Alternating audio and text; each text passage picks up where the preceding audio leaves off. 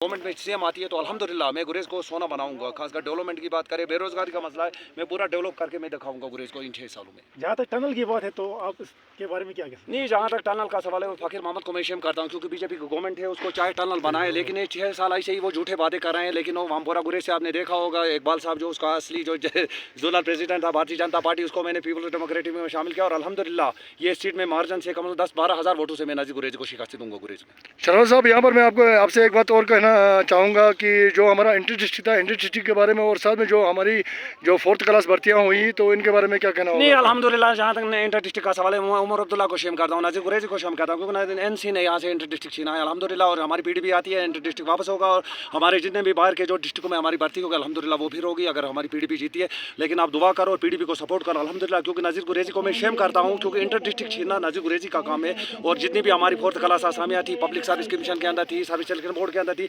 वो नाज़िर गुरेजी ने कश्मीरी लड़कों को डिस्पैच किया पैसे खाकर। लेकिन अल्हम्दुलिल्लाह जो ही मैं जीता हूँ, नाज़िर गुरेजी को मैं तहाड़ जेल भर दूँगा। तो शरवत साहब, यहाँ पर मैं दोबारा एक क्वेश्चन आपसे एक और क्वेश्चन करना चाहूँगा। जो हमारा 330 मेगावाट का जो पावर प्रोजेक्ट बना, उसमें हमारे जो लेबर्स थे उनको एडवांस में फाइनल किया गया। आप देखते होंगे जो हमारा उड़ी सिविल जो पावर प्रोजेक्ट था, अभी तक उनके जो लेबर है वो काम कर रहे हैं, अभी तक उनको फाइनल नहीं हुआ है। पर गुरेज में 2014 से उनको फाइनल किया गया है, क्या कारण रहेगा इसमें? नहीं, जहाँ तक वो हाथ भी मेरे रजिस्टर नाज़िर गुरेजी साहब का है, क्योंकि यहाँ पर जो हमारी टनल हुई 360 मेगावाट जो गुरेज कृष्ण गंगा टनल हुई, इसमें सबसे मैं शेम करता हूँ नाज़िर गुरेजी साहब को। इसको खुद तो अपना एक अच्छा डिवोर्स बिल्डिंग भी बनाई उन्होंने, टनल एसीसी वालों ने वो भी बना के दिया।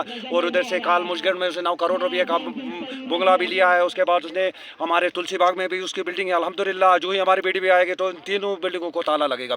हमारी जो ऐसा हमारी ना ये पार्टी है, सीधा उनको मैं ताला लगाऊँ, नाज़िर गुरेजी को मैं लात मार के तहाड़ जेल भर दूँगा। तो शर्मा साहब, मैंने आपका एक जो वीडियो क्लिप देखा था, जो आपने उधर बयान दे दिया हुआ था कि जो हमारा कंस्टिट्यूंसी का जो भी कोटा था वो मुबारक गुल और क्या बोलते हैं अली मोहम्मद सागर को दिएगा। ये कहाँ तक सच्चाई है, इसमें क्या कहना होगा आपका? हमारे जो कोटा का सवाल है, मैंने परसों जो हमारा मुफ्ती साहब की जो डेथ एनिवर्सरी थी हमारे जो श्रीनगर में, हमारे साउथ कश्मीर में थी, बिजबिहारा में, मैंने महबूबा जी के सामने ये लाया, क्योंकि नाज़िर गुरेजी साहब ने जो पहले हमारी पुलिस भर्ती थी यहाँ पे शेड्यूल ट्राइब स्पेशल भर्ती थी, वो उसको सीधा सागर और जो मुबारक गुल साहब है उसकी कॉन्स्टिट्यूंसी में दिया। उसके बाद जो जितने भी सिविल एडमिनिस्ट्रेशन में जितने भी हमारी वैकेंसी थी, 4th क्लास बयान था या बाकी था, वो कश्मीरी लड़के अगर यहाँ पर है। लेकिन मेरा जो आज गुरेज का लड़का है वो बीकन में मजदूरी कर रहा है, कोई वाटर कंपनी में। मैं शेम करता हूँ नाज़िर गुरेजी को, और वो आज फिर गुरेज में मांग रहा है वोट। लेकिन अल्हम्दुलिल्लाह ये गुलाम नबी आज़ाद की सीट है। अगर 18,000 वोट कास्ट होते गुरेज में, अगर पोल होते तो 18,000 से 16,500 वोटों से मैं इलेक्शन जीतूंगा गुरेज में। ठीक है शर्मा साहब, तो एक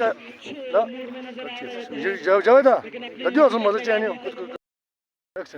नज़ीर अहमद को कॉन्स्टिट्यूंसी में जाकर के मतलब ये ऐलान किया था कि मैंने गुरेज को इतने मतलब क्या बोलते हैं डेवलप किया हुआ और यहाँ मैंने ये काम किए हैं। तो उसमें एक रिएक्शन दे दिया था नज़ीर अहमद तेली शायद नाम था, वो डीडीसी मेंबर था। उसने बता भी दिया कि गुरेज में नज़ीर खान ने क्या किया, और उसने वहाँ पर ये दावा किया था कि हम जम्मू कश्मीर में नेशनल गवर्नमेंट बनाएंगे। तो इसमें क्या कहना होगा आपका? नहीं, अल्हम्दुलिल्लाह जहाँ तक नेशनल कॉन्फ्रेंस का सवाल है, हमने देखा कुपवाड़ा में जब उमर अब्दुल्ला साहब और नाज़िर गुरेजी साहब ने कुपवाड़ा में जलसा किया तो उसने हमारी पीडीपी को उसमें शेम किया था, खासकर हमारे जो वाहिद पारा जो हमारे जोनल प्रेसिडेंट है जम्मू कश्मीर के अल्हम्दुलिल्लाह। तो अगले दिन हमने वहाँ पे पीडीपी ने जलसा किया, करोड़ों की तादाद में लोग थे अल्हम्दुलिल्लाह।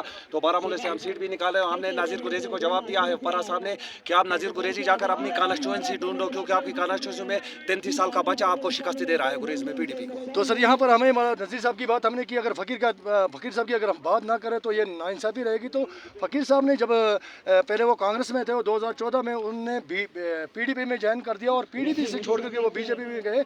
तो अभी तक फ़कीर खान साहब का क्या रिएक्शन रहा, इसके बारे में क्या कहना होगा? नहीं, जहाँ तक फ़कीर मोहम्मद खान का सवाल है, उसने तो पहले अपना घर खराब किया और बाद में जो अपने जो जितने भी वोट थे, वोट उसका बैंक था उसका खराब किया। लेकिन मैं शेम करता हूँ फ़कीर मोहम्मद खान ने को, जो इस कांग्रेस में रहे, गुलाम नबी आज़ाद साहब सीएम रहे जम्मू कश्मीर के, तो इस टाइम पे भी उसने फ़ायदा नहीं उठा सका मेरे गुरेज के अंदर। उसके बाद पीडीपी में गया, हमारी पीडीपी खराब हुई, हमारे जितने भी लीडर थे वो भागे। जब वो आया, मुफ्ती साहब की डेथ हुई फ़कीर मोहम्मद खान की वजह से। मैंने पहले भी बोला महबूबा जी को कि हम ऐसा गलत लीडर को हम पार्टी में नहीं लाएंगे, और जो पार्टी में वो जा रहा हार रही है। लेकिन अल्हम्दुलिल्लाह याद रखना, पार्लियामेंट इलेक्शन में मोदी भी हार रहा है फ़कीर खान की वजह से। तो एजाज साहब, जो मैं क्या बोला शहनवाज साहब, तो मैं एजाज साहब की बात करूँगा। आपने डीडीसी जो मतलब फर्स्ट सीट जो बीजेपी की थी वो आपको डीडीसी तिलेल राजा एजाज साहब की तरफ से मिली थी। तो राजा एजाज साहब ने तो सोशल मीडिया में आके ये भी कहा कि मैंने तिलेल हर मतलब गाँव के बीच में 2.5-3 करोड़ का मतलब पैसा लगाया हुआ है। कहाँ तक सच्चाई है, इसके बारे में क्या कहना है? अल्हम्दुलिल्लाह जहाँ तक डीडीसी का सवाल है, मैंने पीडीपी टिकट से मैं खुद से वहाँ डीडीसी लड़ा, लेकिन अल्हम्दुलिल्लाह जितने भी जो लोग थे,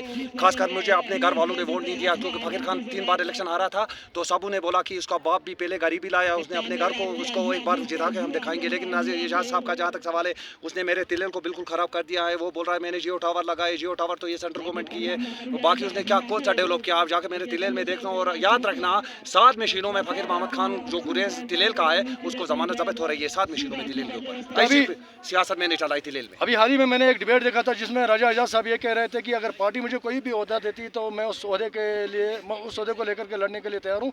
तो तिलेल में कहाँ तक ये मुमकिन हो सकता है, क्या राजा एजाज खान तिलेल की डीडीसी पोस्ट हो या एमएलए पोस्ट वो निकाल सकते हैं? नहीं अल्हम्दुलिल्लाह जहाँ चाहे वो डीडीसी की पोस्ट देखे, चाहे वो असेंबली की देखे, चाहे वो पंचायत की देखे, चाहे वो सरपंच की देखे, अल्हम्दुलिल्लाह में ऐसा मैंने सियासत की है क्योंकि एजाज खान मेंबर सीट भी नहीं जीत सकता है मेरे तिलेल के अंदर, मेंबर भी नहीं जीतेगा, बाकी बात ही नहीं है सरपंच और उसका। शुक्रिया, मेहरबानी बहुत बहुत। अल्हम्दुलिल्लाह।